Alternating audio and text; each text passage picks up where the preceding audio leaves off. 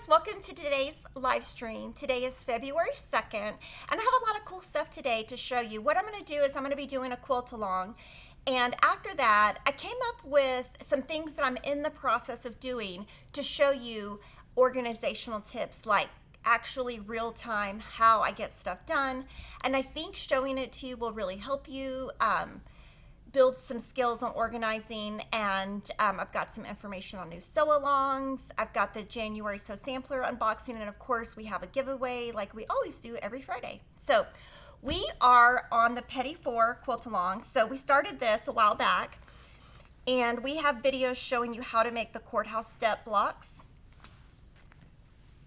the economy blocks, log cabin blocks,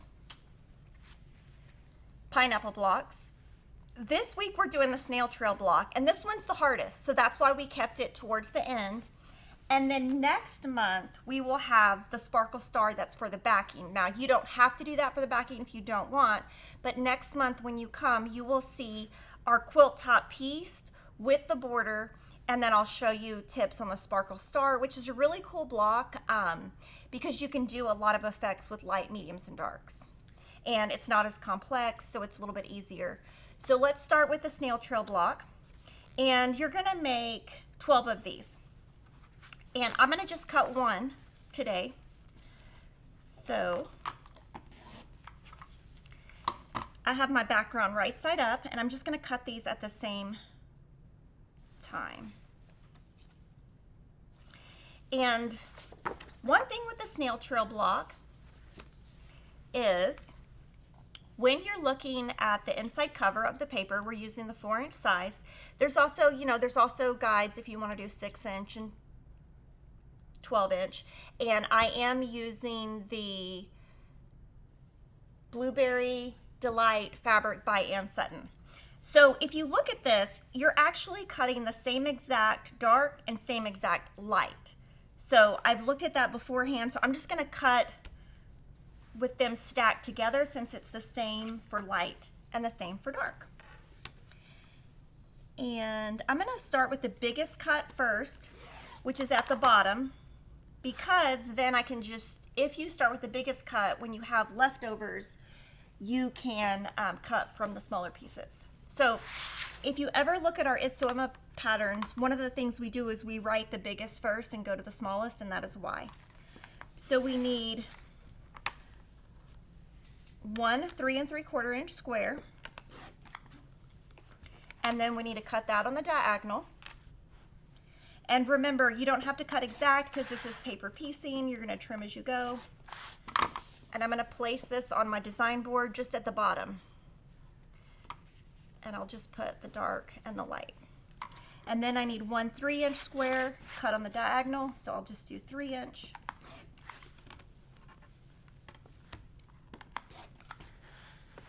Cut on the diagonal.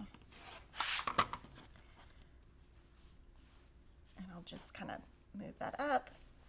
And then I've got one 2.5-inch square cut on the diagonal. So this one, we'll probably be able to just get that from here, from a corner. So 2.5 cut on the diagonal. So let me know what you guys have thought about the Petit Four. Have you joined in? Have you liked it? I've had a lot of fun. And then we need one 1 3/4 cut on the diagonal. I'm just going to cut a 2-inch square. It's just easier. Doesn't matter. What do you guys think of the sew-alongs? We try to do a lot of sew-alongs with a lot of different skill levels, like easy beginner, different pre-cuts, just so that everybody can participate in the things that they like. So this is kind of how my design board is looking. Now this block is different in that in the center there's a 4-patch, and you can see that 4-patch right here. You actually piece that 4-patch and then start with the paper. So the first thing I'm going to do is I've got to cut those squares, and you need 2 1-inch squares. So I can actually get that from right here.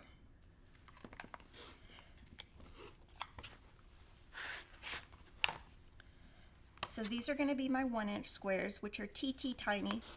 Now here, the key to this is when you're pressing this 4-patch, it has to be pressed open for this to work correctly with the paper, or the center of your paper will have a huge bulk. So we're going to do, it doesn't really matter, I mean, because if you sew it this way, or this way, or this way, you can turn it whichever way you need. So I'm going to sew with a 1/4-inch seam, press open, and then sew with a 1/4-inch seam.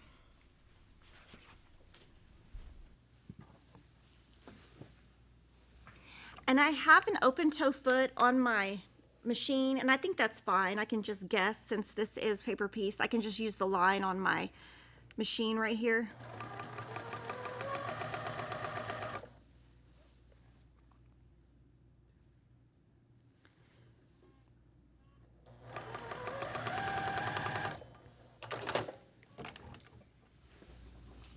I'm gonna press.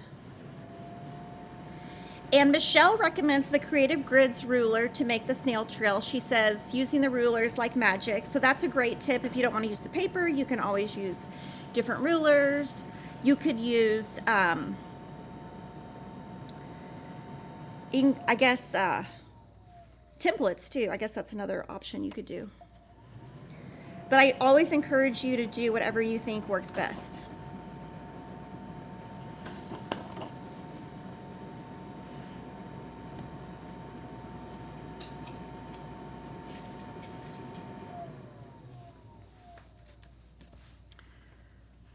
Now from here, cut your piece apart, cut your chain, put that together, and then you want to make sure that your points match or your seams match, and you'll just put a pin, sew across 1/4 inch,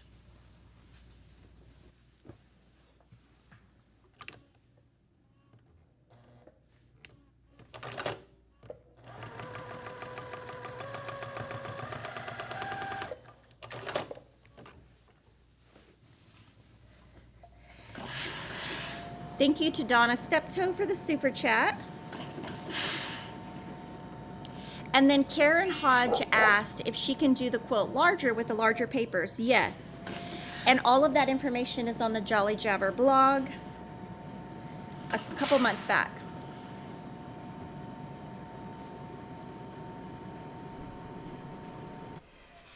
So now what I'm going to do is pull one page out. And I'm going to do the creases that I always do.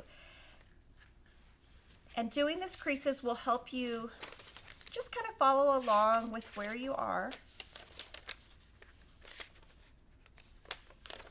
And if you don't want to do the creases, you could have like a light box or something. I don't have a light box, and the reason I don't have a light box is I don't have anywhere to put it. So I would love to have one, I just don't. So that's kind of the general. Now we're going to zoom in.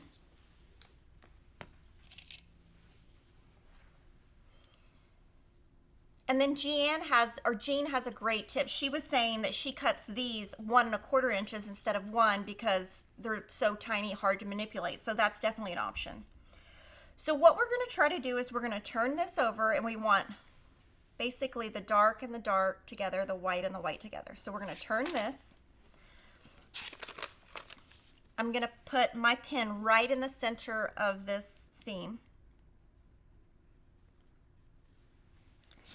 Then I'm going to go to the center right here where the star is.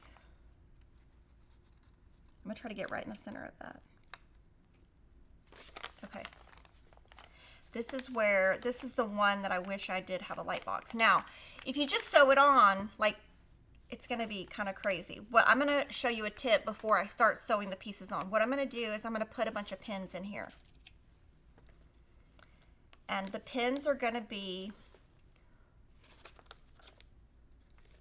where they're going to be just like this. They're going to poke you. But if you do this, if you do 5 pins, and you get them where they're lined up on those horizontal and vertical lines, then you know it's straight. And before I move on, I'm gonna, so you've got that on there. like that.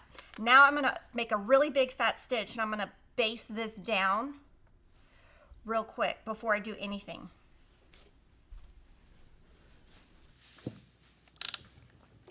This will just hold it in place. And when you kind of have to, you might have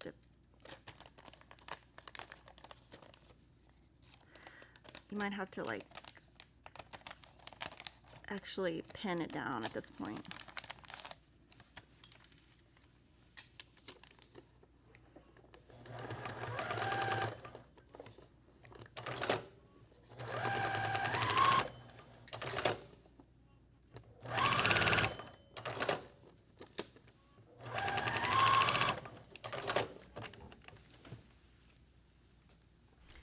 Now, hopefully, it does not look like it's a completely straight.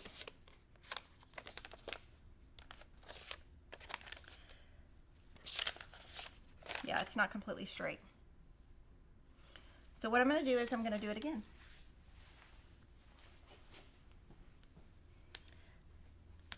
I think I needed to, what I needed to do was pin it down better. And this is the most important part, because if you don't get this part straight, then the whole block's going to look wonky. So it is important to get this right.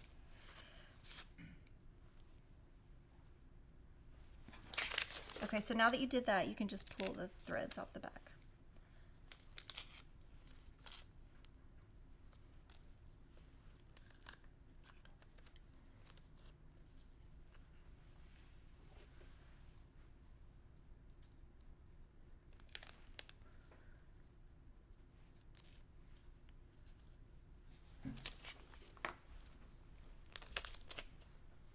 And then you just get these off.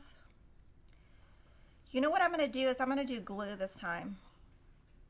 I'm going to do glue and hope it doesn't shift, but I'm going to do that same technique with the pins, but then just glue it down. And I'm going to use the same paper. You can get new paper, you don't have to. It's totally fine. So what I'm going to do here is I'm going to glue it.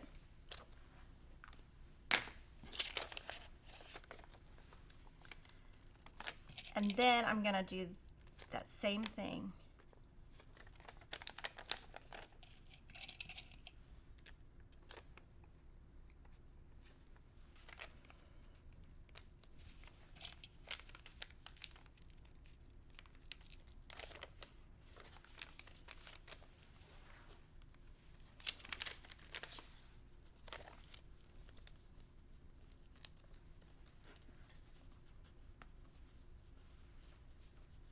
And then I'm going to kind of look and see if it's in the same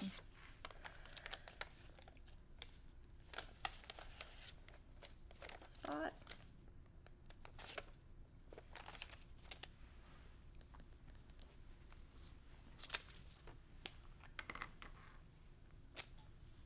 And that looks a lot better. And you can tell that's straighter. So I'm going to use glue and then go back and baste.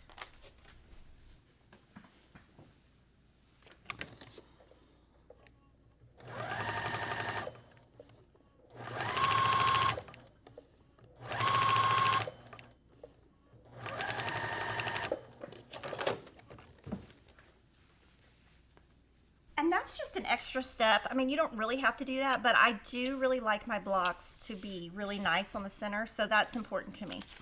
So that's 1, 2, 3, 4. Now we're going to do 5, 6, 7, 8. And what you can do is you can see this is dark and dark, light and light. So I'm going to pull this up. It's going to be hard to do. I'm going to leave the basting stitch on the top. See, I overcomplicate everything. Pull this down a little bit.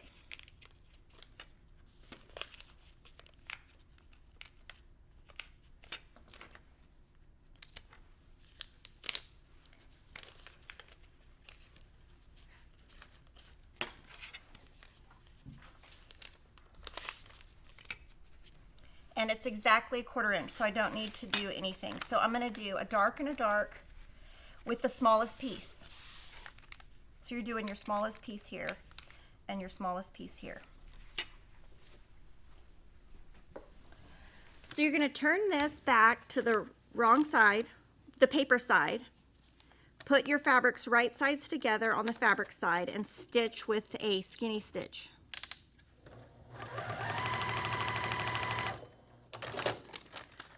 Move this out of the way. You can pin it out of your way. Put this down and stitch.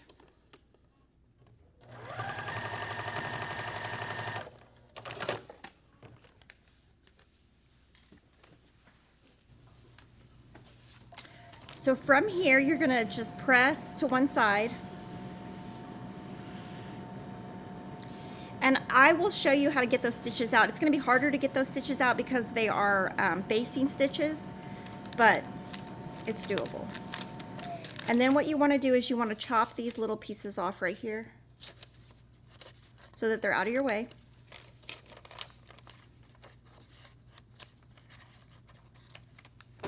And mine's a little bigger because remember I cut mine 2 inches. You're going to put these right sides together, stitch, move this out of the way, and do the same thing over here. And I'm just following on the back. If it's white, I'm using white. If it's shaded, I'm using blue.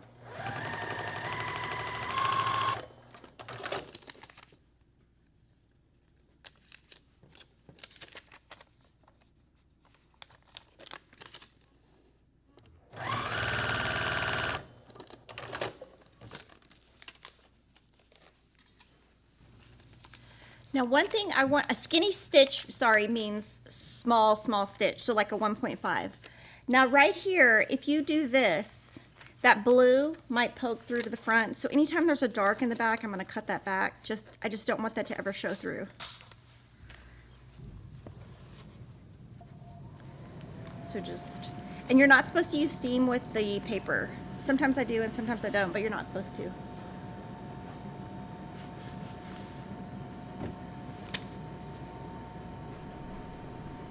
So now we're going to, and you can see the light goes with the light and the dark goes with the dark. I'm going to take a little drink real quick, sorry. Thank you. Okay, so now I'm going to go and do 9, 10, 11, 12. So what you can do is pull back from the back and you just pull, and some of the paper's coming off, it's fine, it's because I did that basting stitch. So you can just put your little ruler, pull this, and just yank it down. And if part of the paper goes to the back, it's fine. If part of the paper comes off, it's fine. It's going to come off anyway.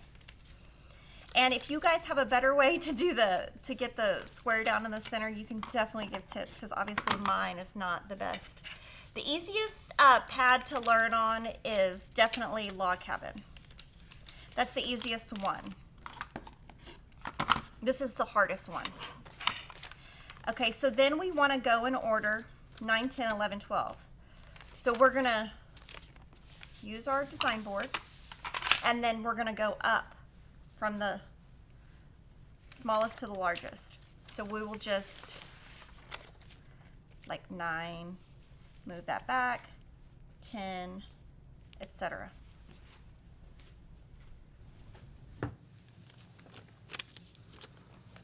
And you just kind of try to center it the best you can and make sure you got the right color.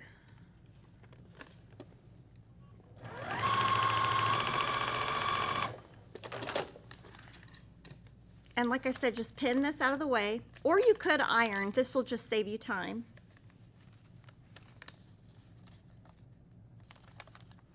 Center it, stitch.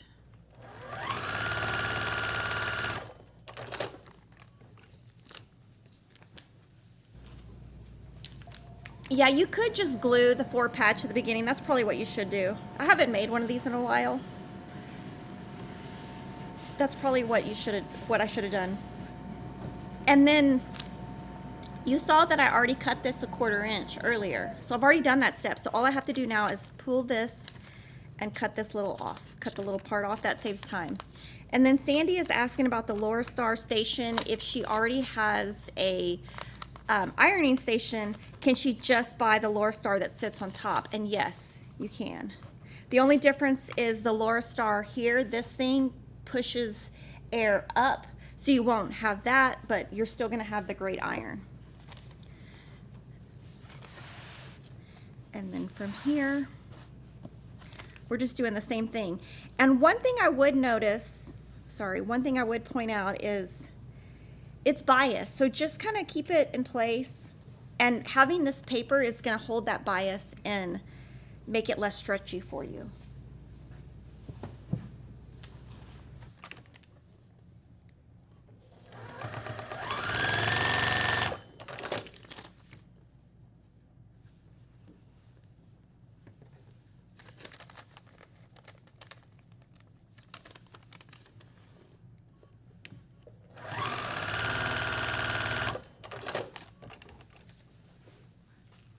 And here you can kind of finger press this before you press.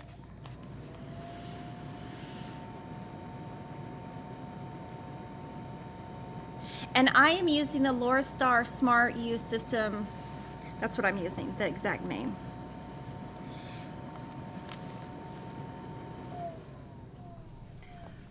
Okay, so here what we could do is you could just cut your paper back for 13, that's the next number, and 14.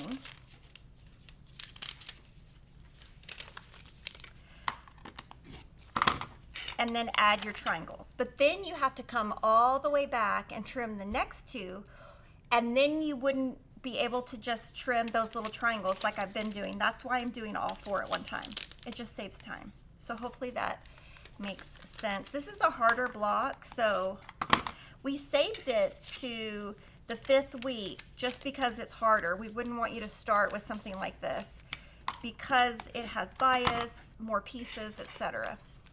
And then we're going to do the light first.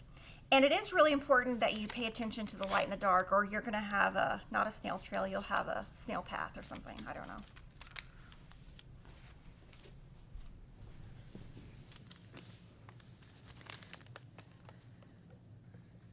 And this becomes easy to center it because it kind of just fits right in there.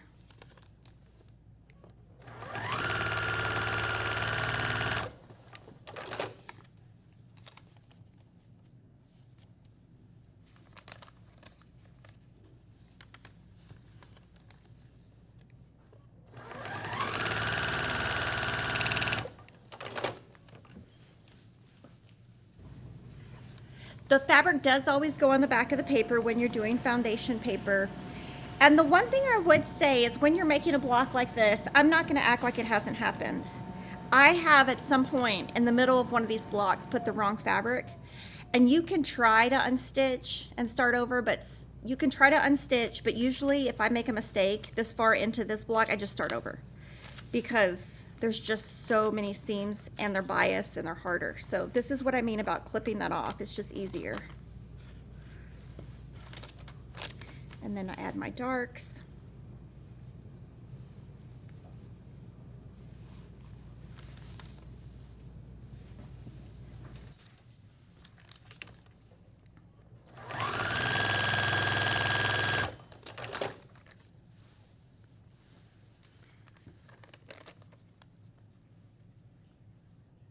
So I'll add my darks.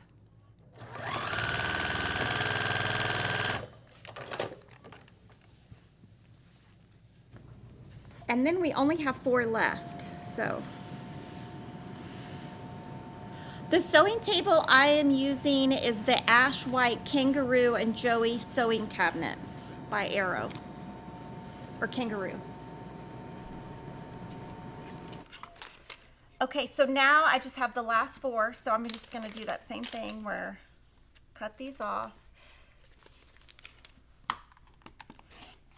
And I will say, since we've developed these papers, I'm kind of addicted to doing the papers just because the real reason we started doing them is I could never get a square in a square block right, ever. Like, that's just not a thing that I could do. So I think that's the paper after the, I use the half square triangles the most, then I use square and a square, and then I use, you know, these type of blocks. They're usually for a select project though.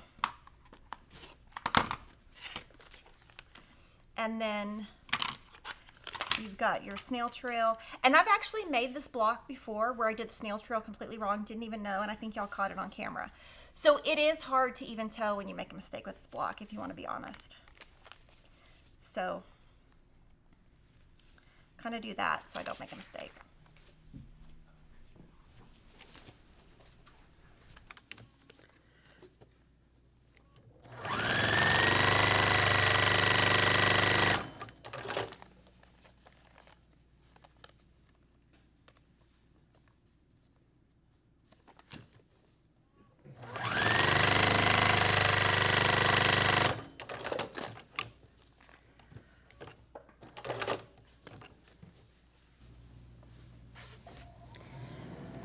I can show the 10-inch squares that we're using. Denise will grab them. We already have them together. Some of them are used twice though, just so you know.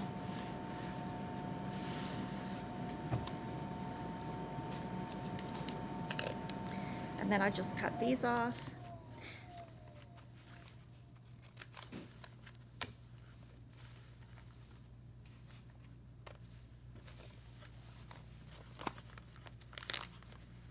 And if you guys have any tips with snail trail blocks, you can put them in. I definitely would only make this block with paper, but like I said, there's other ways you can do it. You can use Creative Grids rulers, you can use patchwork templates.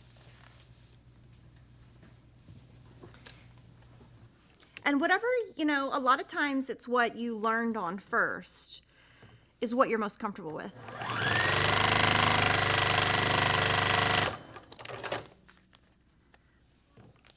Oh my goodness, I don't know what that is. That is glue. So that is grease that just came off my sewing machine. So what we're gonna do right now is we're gonna get that off of this block. And we're gonna just tear this off carefully and somehow get this off before we keep going. I don't know what in the world that is, but of course it would happen on camera. It's some kind of, oh, I know what it is. We did something with the Shannon fabric. It's a Shannon, oh my gosh. Okay, this is great. This is lovely. Okay, so what we're gonna do is I need to get that out. That is sewn in there. So I'm gonna actually undo these stitches to get that out and then go back over them so that I can get it completely out.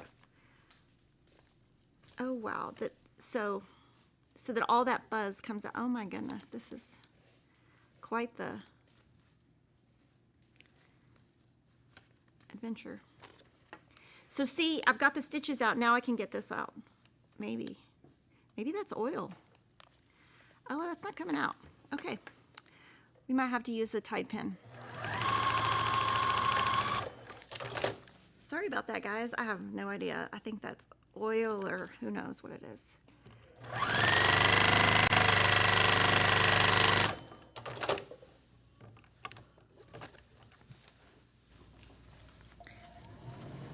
So hopefully we won't see it on the front. And I don't see it on the front, so that's good.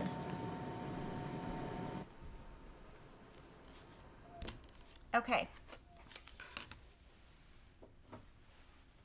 So now I'm going to trim this down. And I tried to get that off, you can see, but it didn't come off. Oh, you can kind of see it right there. Okay, I'm going to go back over those stitches again. I'm going to go back this way. I'm going to go a little bit over here because we're trimming off that way. It's not, you don't see it on the front because that is disgusting. Oh my word. I don't know what it just happened, but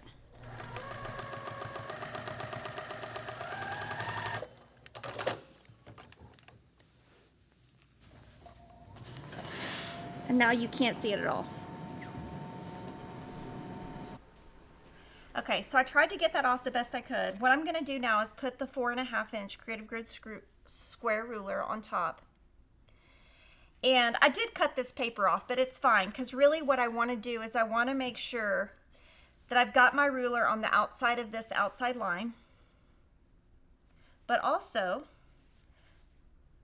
in doing that, I look to make sure that's a 1/4 inch, 1/4 inch, 1/4 inch. It's where my seam, like where my intersection is. So I'm going to cut 2 pieces, 2 sides, turn. It moved, so I'm going to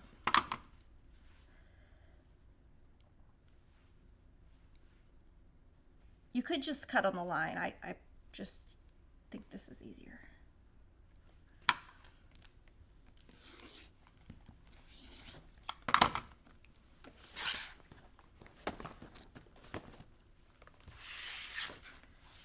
Okay, so now I'm going to try to get that paper off.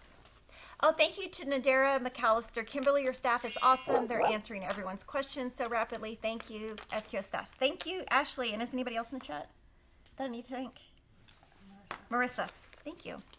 I followed your suggestions for smaller stitches. I think I need a smaller seam ripper. Can you suggest one? This is the only seam ripper I've used.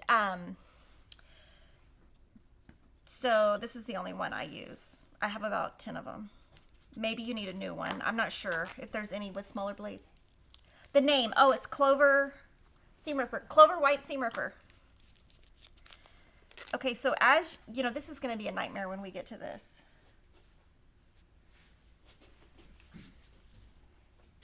Okay.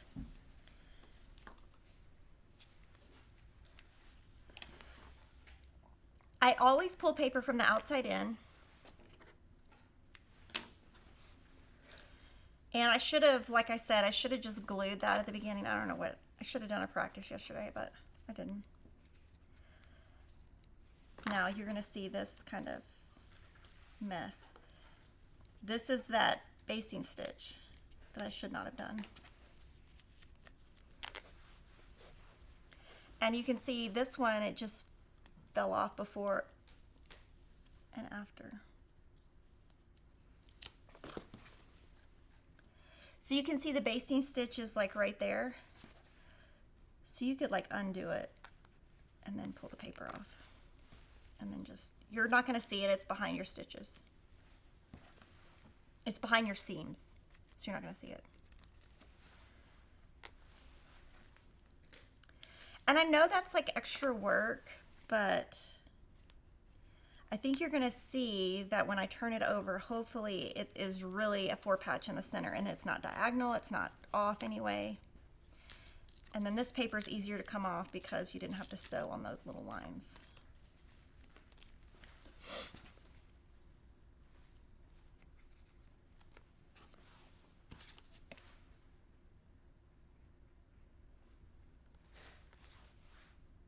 Okay.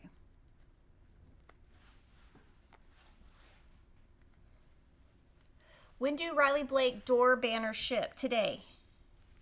They ship today, and that is completely sold out. I think we had 20 left over that we put online, but the club is officially closed. So there's your block. So hopefully we did it right. Let's look at the front.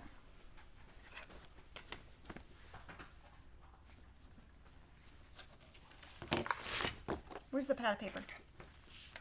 I don't know where I put it. But I think I did it right. Sorry. Okay. So just compare. It looks right. Yay! So now I need to make 11 more. And like I said, next time you see this, guys, it's going to be all put together and we're just going to be working on the back. And if you don't want to do the back, you can just do a plain yardage on the back. And someone had asked, what are the fabrics I'm using for my Snail Trail blocks from this collection, Blueberry Delight. I'm going to show you. Some of them are used more than once. The diagram on this is on the Jolly Jabber block. This one's used twice. And some of these I just have a little bit left. So if you, like I've made mistakes in some of the blocks, and if you have, you can always just switch to another one. You'll have plenty. So these are the ones, and a couple of them are used twice.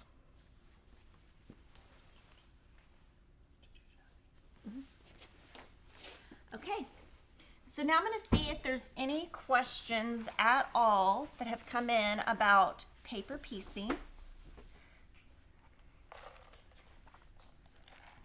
And let's see, will I be selling any of the templates that go along with Sarah Felke's Tula Pink Big Woods kit? Yes, I think I have that on order. We'll check. Denise, you email me, but I think I have it on order. I did show all my blocks. If y'all want to see my blocks, I can show them real quick. I showed them earlier, but I'll just lay them out real quick while I'm answering questions. So taking the paper off is therapeutic, yes. Okay, do you want to zoom out a little bit? Or they're not going to fit, I don't think. Okay. Yeah, I'd get my kids to take the paper off, actually. So, and that's one thing I'm going to show you in my tips next. I do everything where my daughter's now doing 1/4 inch seams for me. My boys do the paper. And then one of my boys does the vacuuming. So they're all involved in it. So anytime I can get them involved. And this, the 4-inch size does work with a layer cake, but the 6-inch and 12-inch papers, you will not have enough with a layer cake, and you will not have enough. You could maybe get away with 2 layer cakes with a 6-inch, but definitely the 12-inch, you're not going to have enough because obviously your 12-inch block is not going to be big enough with a 10-inch piece of fabric. When I make my sets, do I make them one at a time or all at once? That is a great question. Okay, so the first thing I do, like for example, today's block, I make 1 block. Before I do anything, I just make 1 block, no matter what paper it is. So I'll make 1 block. And then now I know this works, I'm gonna go back, I need to make 11 more. I will cut all 11 at one time. I will put 11 on different design boards, and I'll probably piece 2 at a time because this is a little bit harder, and if you do too many at a time, you're gonna start getting the light and the dark in the wrong spot. So I'll probably do 2 at a time. If I get more comfortable, then I can go to 4. But generally, I don't do all 12 at one time. Why can't I paper piece the 4-patch area? It just doesn't work. We tried it, it just doesn't work. You can't get that. If you paper piece this to this, and then you paper piece this on, you're not gonna have this seam. It will not work because that would create an X or a Y seam. And we do have 4-inch, 6-inch, and 12-inch Snail Trail. So those are probably the only sizes we're going to have on that. And we will have new shapes. We already have like 3 in the works right now. So these are my blocks. Now I'm gonna talk about something we put online yesterday. So the new Vintage Christmas Sampler Quilt Along is, Lori has been working on this for a really long time with Sarah. So Lori has a new collection called Hometown Holiday. It's shipping and arriving to stores in July. And Lori went ahead and colored the Vintage Christmas Quilt book, the quilt that's on the cover in this new Hometown Holiday collection. We've already ordered the kits, so we're pre-selling them, and there'll be a limited amount of kits, and it is colored by Lori, and we will have more information in the spring on the sew along and how we're going to divide up the blocks. But right now Lori has just finished, actually this Monday she just finished coloring this. So we got the kits ordered, and I just wanted to let you know the kit and the backing set are for pre-sale at Fat Quarter Shop if you want to join us with that. Obviously more information on the sew along and all the things that go with it later in the year, but I just wanted to tell y'all that. So now I'm going to show you this.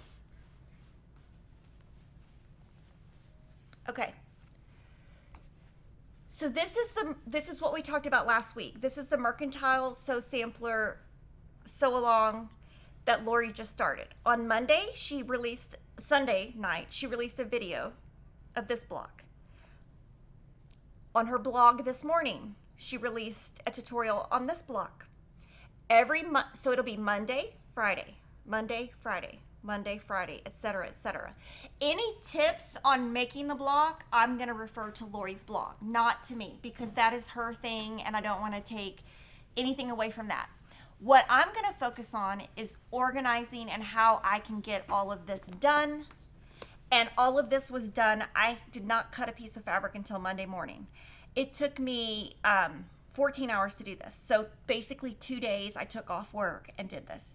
And I'm gonna give you some tips on organizing sew-alongs and how to get so much done quickly. And then I'm gonna show you how I'm gonna break this sew-along up to work with my schedule. It's gonna be completely different than what you see on Lori's page. And that's okay, because everybody, you should never, if you wanna do it, you don't have to follow exactly what I do. I don't have to follow exactly what Lori does. We're gonna get the same result, but I'm gonna get it, it's just gonna be more efficient for me to do it my way. So the first thing I did is I looked in the pattern, a sew-align guide. And here's the name of all of the blocks. So I went and made a little spreadsheet, typed all the names, cut them out and put them on, this is not a block though, but these are all blocks. I typed those, put them on a spreadsheet, and then on 25 design boards, I put the name of that block. It's hard to see, but I took the name of the block and I pinned it in the design board. So then I have 25 blocks. That way I don't have to go back. I don't have to wonder where that block is. I did that all at one time, took 5 minutes. Now, these are 10-inch design boards. These are some that I made. They don't even have, some of these are ones I made back in the day, like this one, I think. Well, some of these, I think, oh my gosh, I can't find it. Some of these I made before design boards were even sold. But I didn't have 25 that are 10 inches. So I have some random sizes in here, but that's because I just make do with what I have. So that's the first thing I did is I labeled the design boards. And then I need to, anytime you're doing a sew along, I feel like you need to get in a rhythm. So I had to kind of think about how I was going to do this. So just so you know, I make mistakes too. This is the first mistake I made on the first block. But I just kept it because I might just stick it on the back of the quilt, or I might just put it somewhere. I'll just save it. So I made one block. And then I was like, okay, I'm getting the rhythm. I made a second block. And I was like, okay, this is going well. Now you're going to notice one thing that I did not do.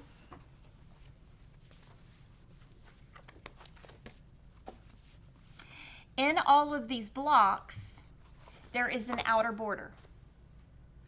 I'm not adding that yet, because to me that it can do that all at one time with all 25 at one time. So I'm just making the block. So I'm doing this a different way than Lori is. So I made the second block. These are not in order, by the way. These are just random orders. So I did a couple blocks, right?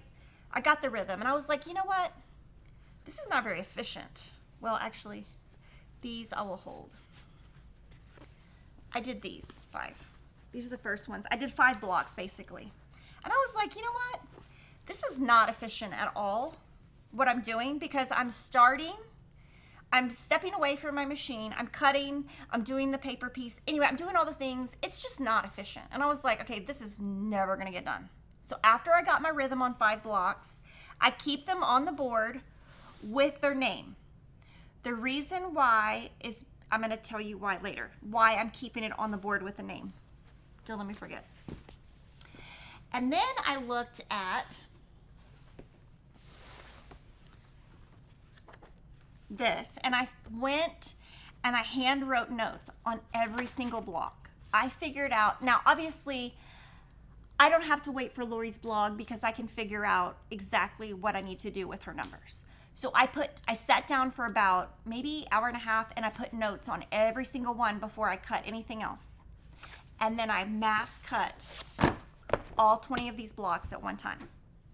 So that means all I did was cut, put it on the design board, cut, put it on the design board. So you'll see, cut, put it on the design board. And I did that, I'm gonna show them all to you. So first thing I did is I put them on the design board. I'm just gonna show you these.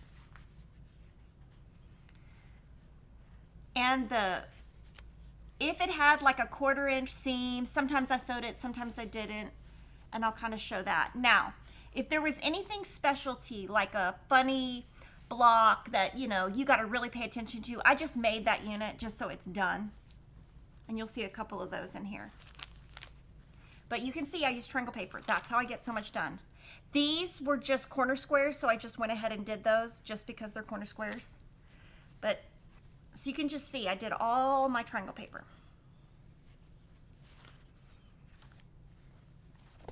This one has a, I use square and a square paper, but it's just kind of a standalone, so I just did it to get it out of the way.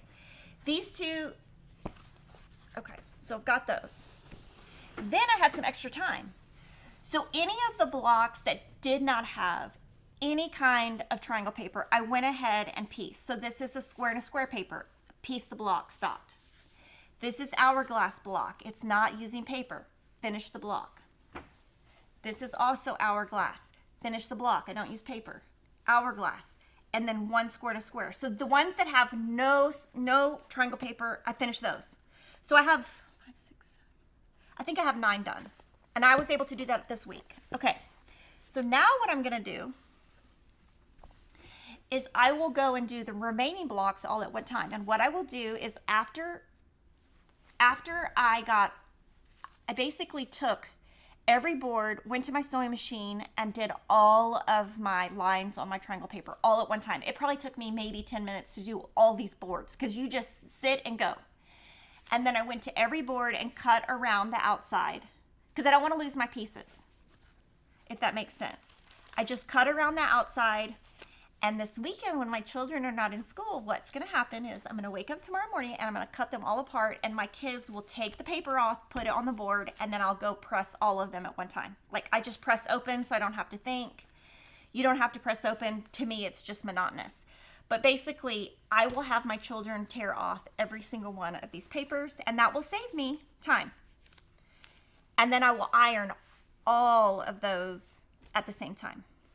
So you can see I'm trying to do the 1/4 inch seams at one time, the triangle paper at one time, and then I might do 5 at a time. It just depends, but no matter what, it's going to be easy because my name is right there and I can always find it. And then this is just a pin, so you can just take it out, and as long as you don't put the pin through to the board in the back, if you just put it in the batting, you can reuse these.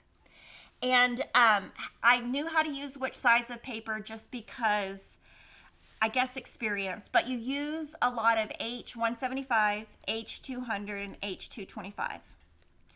And the 14-inch design boards will be available. I think they're all sold out at Riley Blake. Denise will email me, but I think they're all sold out so I think it'll be when they have a next. These are design boards. And these are 10-inch. So these are ones that I made before design boards were sold. So this, you can tell because it's got glue everywhere. But these are 10-inch design boards. And then this is like a 14-inch design board. And they're by Lori Holt. Okay, so that would be my next step. So by tomorrow morning or sometime this weekend, I will do all these at one time. Then I will stop.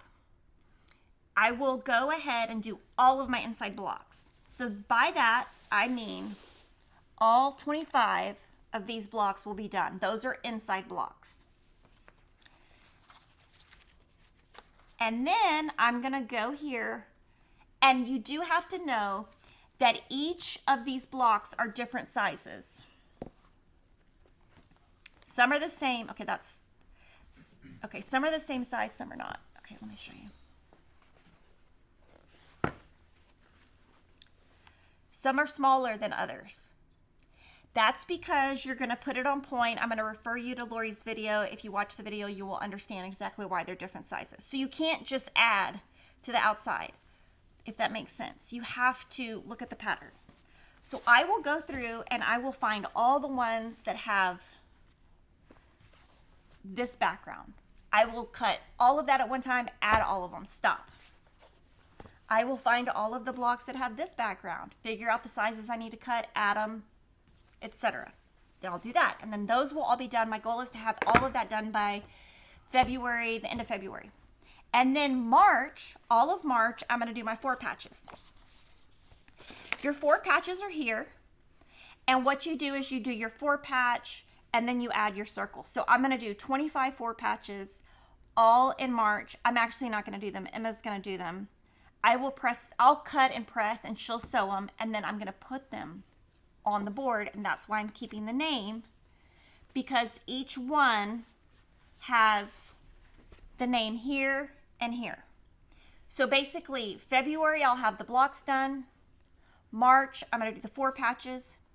April, I'm going to do all the applique at one time. May, I'm going to piece the inside. June, I'm going to piece these outside borders, and then I'll be done in the summer. So that is my organizational tip, and that's how I get so much done, is just, I try to think of the Henry Ford model. I think that's called like mass production or something. Chain, what is that called? Mass something. Jordan? Mass production, yeah.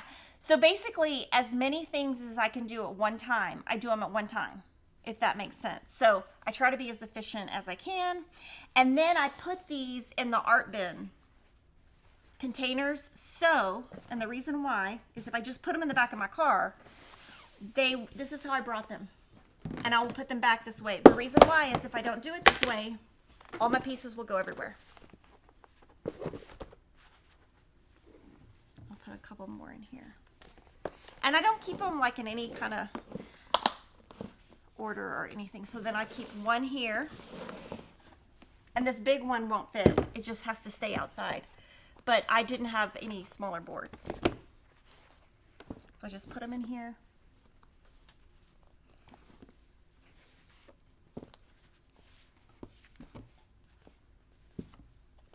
This is how I brought them this morning. That's how I'll take them home. You can see nothing's gonna move. And then these two are just standalone, and this fell off somewhere, probably here. I'll figure out where it goes at some point. But that's how I do that. So if you have questions, let me know. Karen asks a good question. How often do I service my machine, and how often do you change my needle? So I service my machine not often enough. At least once a year. I change my needle all the time, like probably every 4 hours. You're supposed to do it every 8 hours, but I change my needle quite a bit. You can get just the pattern. The pattern is a printout on Riley Blake's website, and that's where the shop guide is. Instructions you have to get on Lori Holt's blog, which is beinmybonnet.blogspot.com. How many design boards can I fit in that case? I don't know. We're gonna look. I shove them in there. We're going to count.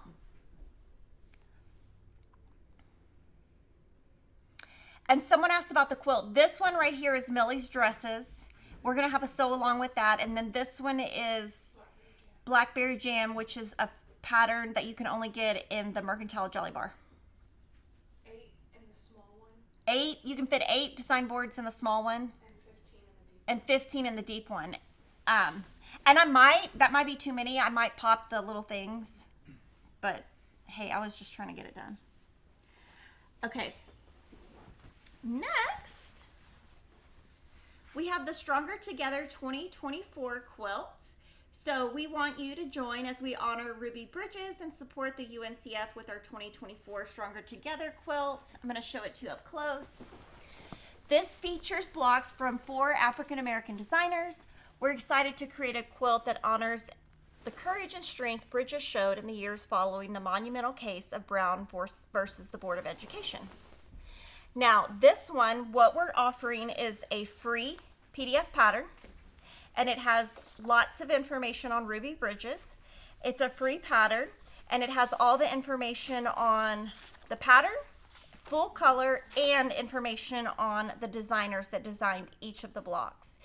And to piece this, what you need is the Stronger Together Designer Fat Quarter Bundle curated by the 4 designers, Jerester Page, Mary Davis, Cherise Nicole, and Vicky Plybon. And we have plenty of bundles in stock, and then you can use any kind of cream you want. And then for the free pattern, we encourage you to donate $15 to our UNCF campaign for the use of the free pattern, very similar to how we do Make-A-Wish. We've raised almost $2,300, so that's awesome. And then in February, every week, starting next week, we will be interviewing the designers in our Friday live stream. Okay, now I'm going to show you another organizing tip.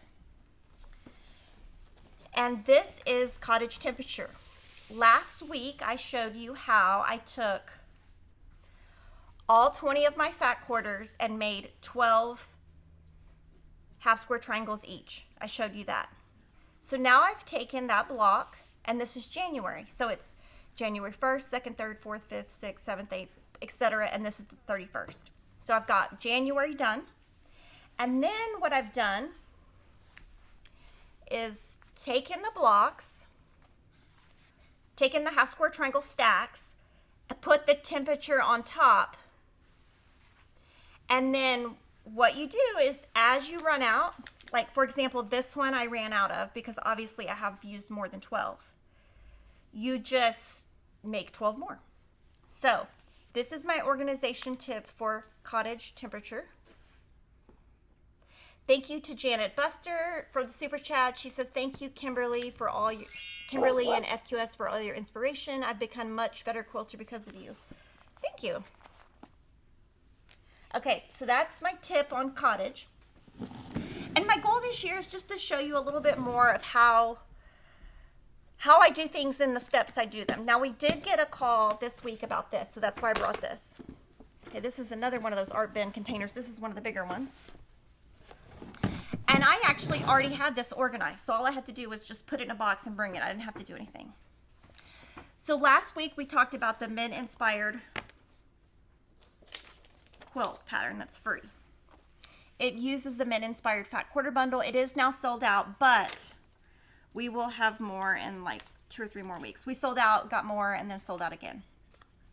So when I was talking about this, what I said was I took all of my fabrics, cut them, and I did that same thing where I put on the board the SKU and the name, because that's how we wrote the pattern, the SKU and the name. So I made it match. So I have all of my boards, and this is my leftover fabric. So I I mean, I literally just, you could cut them out of the pattern, I guess, but I just type them in a spreadsheet, print it out, and just throw it on there.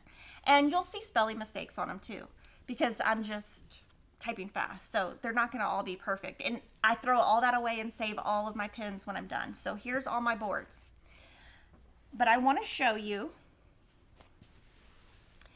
when you're making this block so that you can go fast. My organization tip is have each one on its own board. When you go here, you need to do one block with pool and, you don't have to do it this way, but pool and seascape. Well, this one is capri and aloe. So let's just pretend one of these blocks is capri and aloe. Just pretend. There probably is, not sure.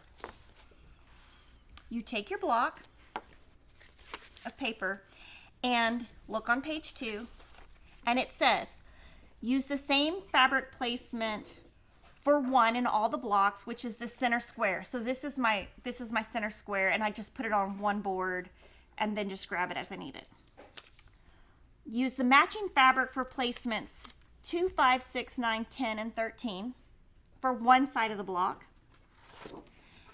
and use 3, 4, 7, 8, 11, 12 on the other side. Well, I'm not gonna just have this right in front of me. So what I do is when I pick my 2 colors that go together, I do these one at a time now. I do not do more than one. If I do more than one, there's no way I would get this right. So I have to do these one by one. A courthouse step is going to give you, like I said, that same center, and your outsides are all the same.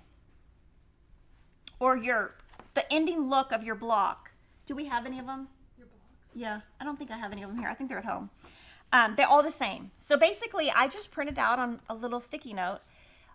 When I make this block, I'm going to use these numbers. On this block, I'm going to use these numbers. And if I did this, I get the same result. And that took me a while to figure out. But that way, I just pulled, and actually, I'm teaching Emma I'm trying to teach all my kids, but she's the only one that's willing to do it. She knows how to do these now.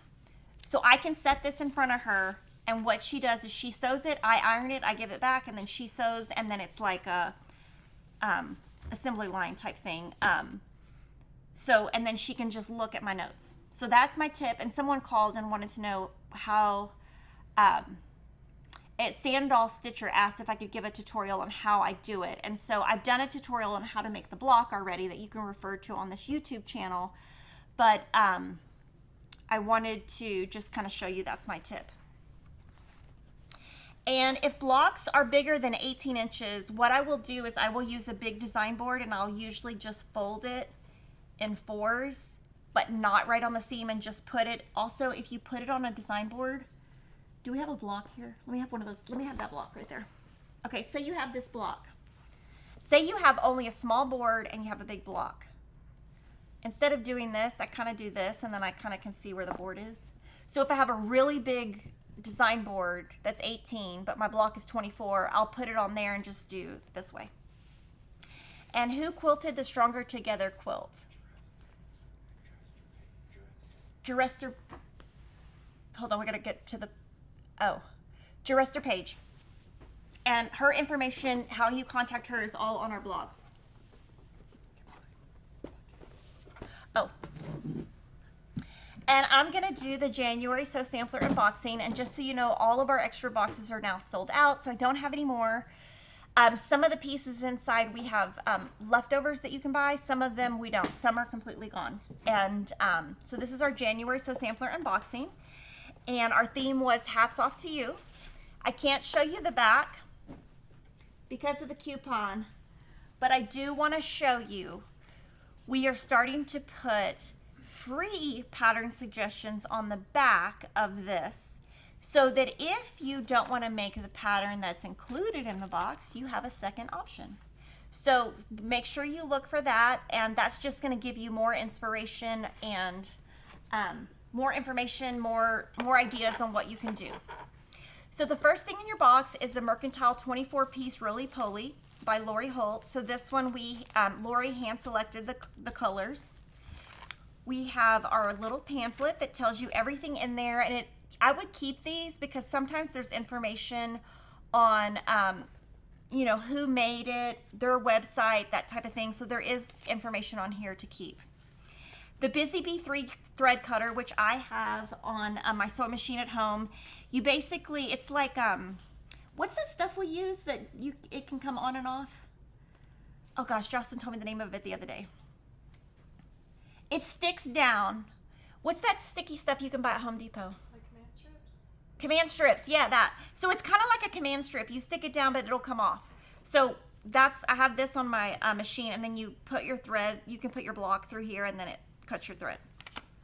And then, of course, everybody needs needles. So this is size 80-12, and I use 80-12 on piecing, and I use 90-11 on paper piecing. And then this is a brand new ruler. It's super cool. It's called 1/4 inch plus ruler, and it is a great size for travel. But what it does is, if you look on the back, this is your 1/4 inch, is that light blue line. So you can just cut a 1/4 inch away using that. And then this is a little edge so that you can cut your dog ears off really easy with the rotary cutter. And then the bee binding holder, this is really cool. They come in different colors. This one, it will hold up to 12 yards of binding. So what Lori's been using them for is when she has leftover strips. Say you have a quilt that has 20 inches left over of binding, just put it on here. Your next quilt, you have 40 inches left over, just put it on here, and then you can just keep your strips all together and then join them and do whatever you want with them, but it's a great way to store them. And then our pattern was designed by Lori Haberdashery. It's a cute little bonnet. It's 46 by 47, and we have the Pressed Flowers Block 10. This quilt was designed by Lori Holt. I'm going to show it to you. It was quilted and pieced by Francine Blake, who is a long arm quilter. It's so cute. It matches my shirt. I should take it home. One thing I did want to point out to you that I think would be really cute with this. I think this is the perfect type of quilt to add the vintage trim 1 inch size, because it would just add that little pop of color to the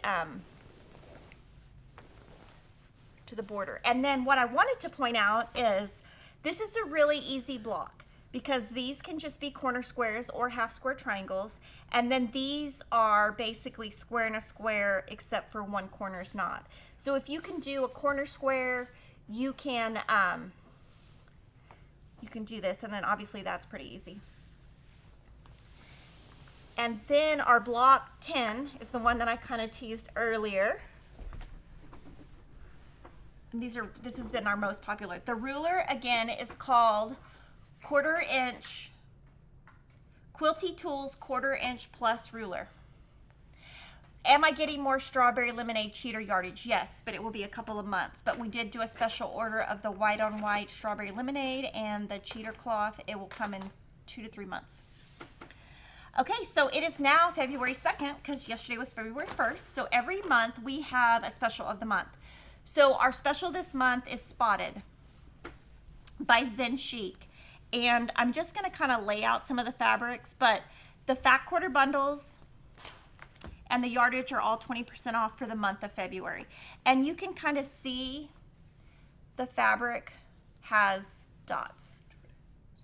Yeah, let me see. I'm trying to get it to show the detail. There you can go. So you can kind of see the detail of the dots. So that is our basic fabric of the month.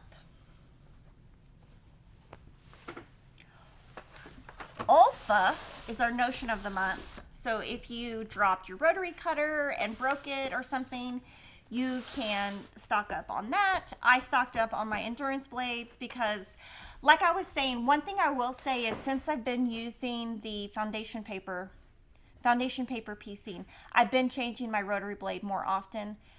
So usually, like if I'm cutting and I notice my blade is, dull, I'll stop, change my blade, change my needle, same time. So then I know, it's all around the same time. Our patterns of the month are our It's So Emma patterns. So that includes paper and PDF, 30% off. And then our books, 30% off. And so we only do this once a year or once every other year. So if you've got a book and you've wanted to pick it up, that's It's So Emma, now is the time. For new kits, we've shown this one before, but now this is in stock. This is the Layer Cake Shake. So this is a free pattern, free video pattern, free video. The fabric is Noah's Ark by Stacy Itsu, but now we have the quilt kit in stock. It's 56 inches square, designed by Angel, pieced by Ann in customer service, and quilted by Joanna Marsh. And the video is called Layer Cake Shake It Off Easy Quilt Pattern. So that is Layer Cake Shake.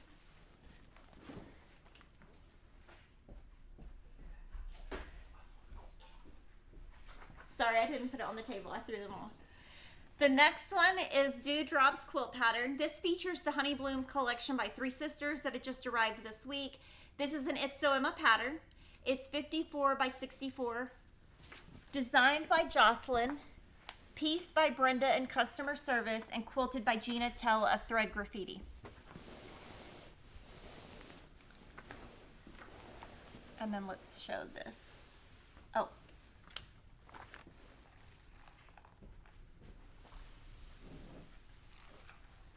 And I'll show the back. I don't know if the back matches the backing set or not.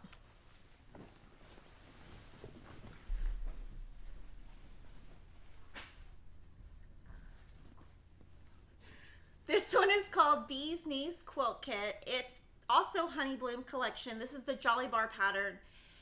So the only way you get the pattern is with the Jolly Bar purchase of the Honey Bloom Jolly Bar. It's 61 inches square, designed by Angel, pieced by Lori in customer service, and quilted by Sarah Campbell. And just so you can see, these are really big pieces. We do try to gear our Jolly Bar patterns to be very beginner friendly.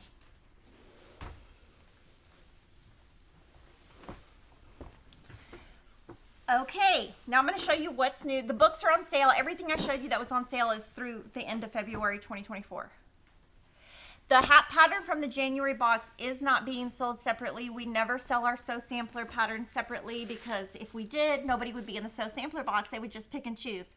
So it is an exclusive item that will never change. I know that we've gotten lots of lots of feedback on that, but that is a business decision that I have made with Kevin, and we will never sell those separately. So this is now in stock. This is Celebrate with Quilt Starter Bundle by Lisa Alexander. So if you are going to be participating in the sew along that we have coming up in March, Susan Aki has a bundle and Lisa Alexander has a bundle, and they picked colors that would coordinate with that quilt. So this is now in stock, and this the way these bundles work is they're from a lot of different collections.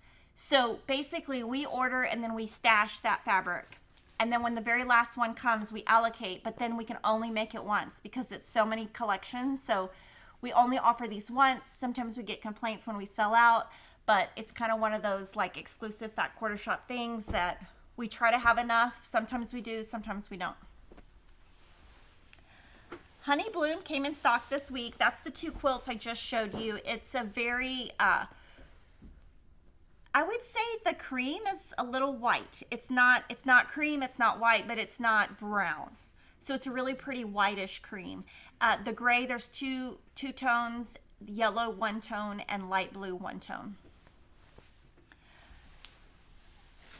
Noah's Ark we've shown in that quilt we just showed, and we showed it a lot. We've shown it a lot on the live stream on different quilts and things. It's a great nursery quilt type fabric collection. It's by Stacey Itsu for Moda, and now we have the pre-cuts in stock and the yardage.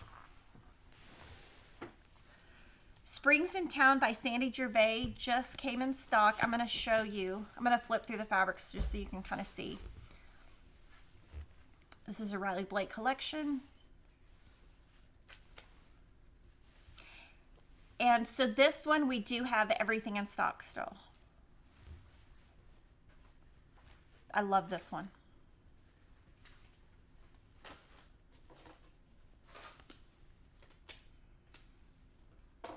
That's really pretty. The haberdashery pattern will not be available separately. It will only be available in the Jolly Bar, in the Sew Sampler box. So if you didn't get the Sew Sampler box, then it's not available, because we do make things exclusive, and that's kind of, you know, that's just the way it is. It's part of the box. It's just part of the process. So that's Springs in Town by Sandy Gervais, Riley Blake. Hop Hop Hooray. Okay, this is Trisha Kogut, and the Fat Quarter bundle sold out Sunday night. But now we have yardage and half yard bundles. I do have Fat Quarter bundles on order, expected to arrive mid-February. And Trisha Kogut is a cross-stitch designer, and this is her newest collection. I do think we showed you the Fat Quarter bundles though, so we did show you that before it sold out, at least. And then this, I just kind of wanted to point out, it's really black. So if you're somebody who loves that like true black, this is a true jet black. It's not chalkboard black, it is jet black. This is Robert Kaufman Fabrics. They sometimes do small collections. This is called Lovely Day Valentine's Fat Quarter Bundle. It came in a little late for Valentine's Day, since I like to have the fabric in a little bit earlier. But I think it could be universal, so hopefully it'll sell. There are some new Quilter's Linen Fat Quarter bundles. So basically Quilter's Linen is a basic. It is actually just cotton fabric. So it's cotton, it is not linen. It's not Essex linen. Their Essex linen is linen. Quilter's Linen is 100% cotton. It looks like linen. So it's got the look of linen. So they put together from all their existing SKUs 2 bundles. One is called Not Quite White Palette Quilter's Linen Fat Quarter Bundle. And then this one is called Royalty Palette Quilter's Linen Fat Quarter Bundle. And what Robert Kaufman does is from time to time, they just put together different colorways that, you know, are trending at the time. So we have yardage and all the pre-cuts of this. Rouge Artisan Batiks is a new batik, and Orbital Sunrise Artisan Batiks. So Rouge Batiks is by Lund Studios, and it is more of a Valentine type look with a tad bit of orange. Orbital Sunrise, I can tell you, will sell out. This is the Karen Nyberg collection, and she is the first astronaut quilter to go and quilt in space. And she has great interviews on Good Morning America. She's extremely popular. I'd love to meet her one day, but this will sell out. By Maureen Cracknell, we have 2 new collections. One is the flower seeds, and that is basically the main collection, which is right here.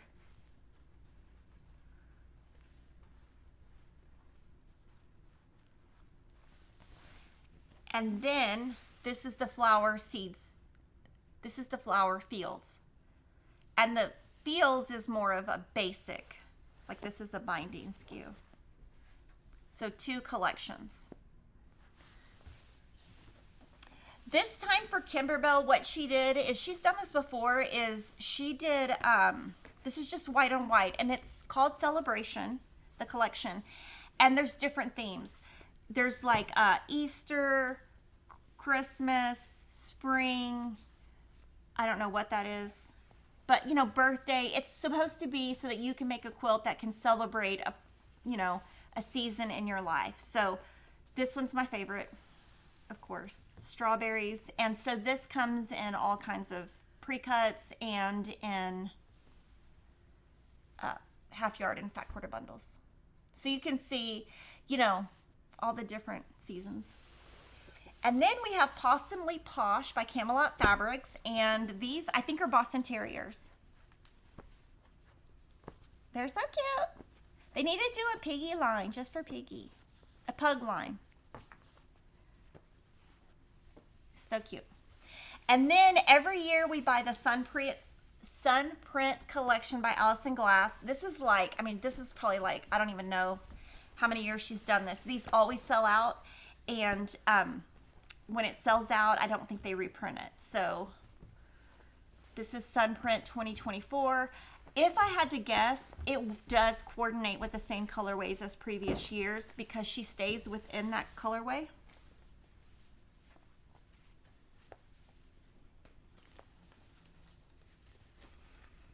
And she's kind of like Kate. You know, some people just collect her fabrics and they never cut, you know, never cut into them. I mean, her stuff is like a collector's item. And you can see the saturation of the colors is really nice. So this is the 2024 collection. Yay! Okay, now I've got some different things. I have these 2 pillows. I predict they will sell out today. I only bought a few because I wasn't sure what they would look like, to be honest. When they came, I thought, are they going to be tiny? You know, are they going to be big? Are they going to be usable? I have a ton more on order, but one says quilter, one says sewist, and they're finished. So in the back, it's got a zipper and everything. And then you just pull this off. So super cute if you have a couch or something in your sewing room. And they're only come in these 2 colors, that's it. And it says hand hooked, so. And then we have some brand new home dec items. Now, these, just check the What's New page. I'm not going to tell you the exact name, but these are bowls, and they're so cute, and they're very sturdy. These are like really like they're going to drop. They're going to break. You know what I mean? Like, don't drop them. Don't do what I just did. And then we have a clipboard, and this is really cute for you to, you could put your to-do list. You could put this next to your sewing room. Sorry, next to your sewing table with all your little notes. You could put a cross stitch here. You could do a little quilt block here, all kinds of things, but it's meant for decoration. And then we have this, which is just like, it's just a pedestal for you to put some decorations on. And that comes as one. These are sold individually. This next one is a 3-piece set. So you get all 3. And it's meant to be, rustic, and basically it's meant for you to like decorate, like if you do the front camera. Let me see. Oh, you can't see. Like you would just put them on the thing next to each other and then prop 3 things on it. And then here, We have sets of crosses. They are porcelain, I think, and there's a white set and a gray set. They both come in sets of 6, and then this is a bowl. It is a rustic bowl. It's not finished, so it's very unfinished. So you can buy the bowl, you can buy the crosses. This is the other set of crosses. And then I'm just going to show you this set, which is a set of 3 stars. So cute. I love it. I had so much fun buying this stuff. And then this, okay, full disclosure, this is for, these scissors are decoration only. They're not for cutting. So this is just twine, and these are vintage looking wooden, and these scissors are not for cutting. Do not try to cut with them. They will not cut. But this is so cute, and it just comes in this colorway. It doesn't come in 2 colorways. And you just put this, well, it was in here. It goes in there somehow. Punch needle is coming later in the year, and I don't have the date on that. Okay, the fabric line that has the Boston Terriers is called Awesomely Possum. Go up. Possumly Posh. If I sign up for the Sew Sampler box, will I receive February or March? You will receive February. Is that right? Oh, okay, sorry. Jordan shook his head. Oh, okay. So for the giveaway today, because we are sold out of the January a la carte boxes, we don't have any boxes to give away. So we're going to give away 3 winners. We'll get the roly-poly, the binding holder, and the 1/4 inch seam, 1/4 inch plus ruler. To comment, what I want you to do is, could you comment and let me know what are your organizational tips that you use, because I read all the comments and they might be helpful to me. They might be helpful to all your friends in chat. I would love to know how you organize your projects since I showed you what I do today. I hope all of you have a great weekend, and you have until Thursday, February 8th to enter, and Ashley will pick winners February 9th and put them in the community tab. I hope all of you have a great weekend, and I'll see you next week.